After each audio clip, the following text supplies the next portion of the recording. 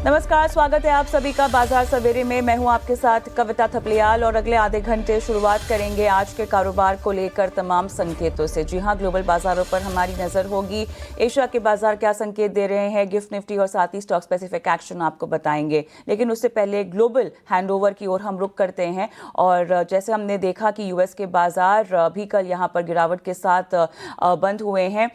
एक दिन का रिबाउंड था, लेकिन उसके बाद एक बार फिर से हमने देखा कि कमजोरी, डाउ आप देख सकते हैं 1.5% की कमजोरी के साथ बंद हुआ है। वहीं नैस्डैक और एस&पी में भी हमने आधे % की कमजोरी देखी है।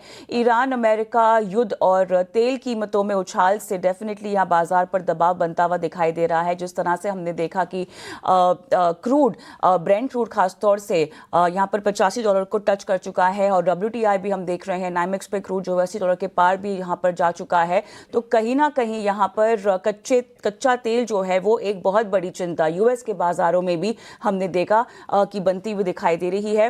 बुधवार की तेजी के बाद अमेरिकी बाजार टोटली यहां पर फिसलते हुए दिखाई दिए बीते सेशन में। और इतना ही नहीं, हमने देखा कि ओवरऑल अब सबका, सारे एक्सपर्ट्स का भी यही मानना है, खासतौर से अगर हम देखें जैसे कि ट्रंप ने कहा है कि वो इंश्योरेंस प्रोवाइड करेंगे। अब सवाल ये उठता है कि वो कब तक ये कर सकेंगे। और दूसरी ओर ईरान ने भी ये कह दिया है कि किसी भी तरह के समझौते की बात वो नहीं कर रहे हैं।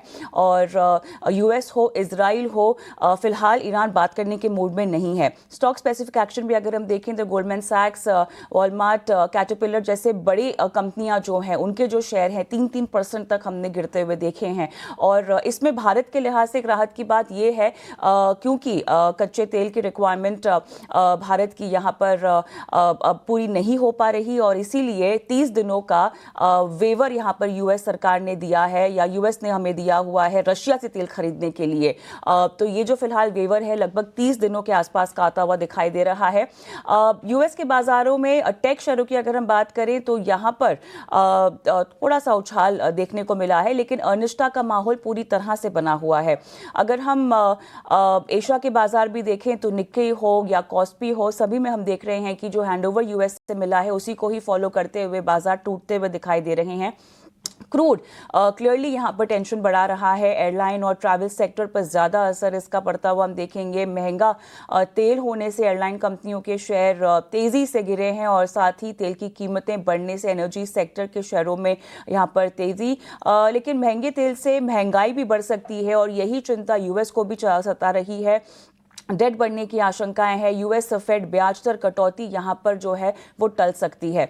ओवरऑल कच्चे तेल की कीमतें अगर हम देखें तो ब्रेंट $85 को छूने के बाद थोड़ा सा वहां से नीचे आता हुआ $83 के आसपास, लेकिन WTI क्रूड हमने देखा कि $80 को पार करता हुआ देखा गया। सोने चांदी में दायरेबंद कारोबार हो रहा है। लगभग $5,100 पर कॉमेक्स हम देख रहे हैं कि आता हुआ दिखाई दे रहा है और साथ ही चांदी हम देख रहे हैं $82 तक जाती हुई दिखाई दे रही है। और फिलहाल यहाँ पर यूएस ट्रेजरी सेक्रेटरी का जो बयान आ रहा है आपको बता देते हैं। तेल खरीद सिर्फ समुद्र में फंसे हुए माल पर ही लागू होगी और उम्मीद है कि भारत अमेरिकी तेल की खरीद को बढ़ाएगा।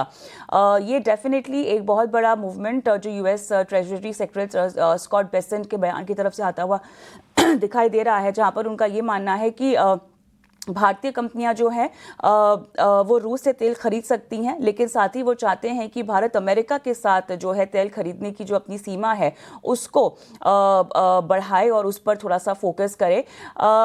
यहाँ पर कहीं ना कहीं ईरान को लेकर जो स्टेटमेंट्स भी आ रही हैं और जैसे कि अनिश्चितता का दौर और भी गहराने की संभावना है, क्योंकि ईरान टेबल पर आकर बात नहीं करना चाहता है। उसका भी ये मानना है कि यूएस और इजराइल जिस तरह से ऑफर कर रहे हैं बातचीत, वो उनको कहीं ना कहीं ऑनेस्ट नहीं दिखाई दे रही है, ईमानदार नहीं दिखाई दे रही है। लेकिन बहरहाल यहाँ पर यूएस की तरफ से जो एक बड़ी स्टेटमेंट आती हुई यहाँ पर ट्रेजरी सेक्रेटरी स्कॉट बेसेंट की तरफ से अमेरिका से तेल जो है खरीद बढ़ाए भारत, ये जो है उनकी मंशा है।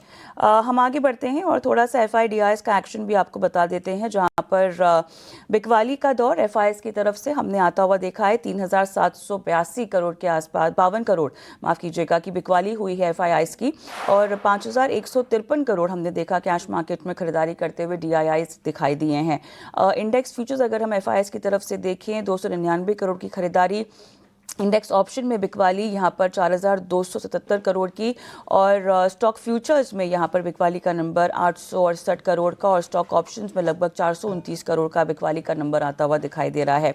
बीते कुछ सेशंस में अगर हम देखें तो लगातार खरीदार बिकवाली एफआईएस की तरफ से देखने को मिल रही है और सबसे बड़ा बिकवाली का आंकड़ा हमने आता हुआ देखा है 27 फरवरी और उसके बाद 4 मार्च को, जहाँ पे 8,752 करोड़ की एक बिकवाली आई है।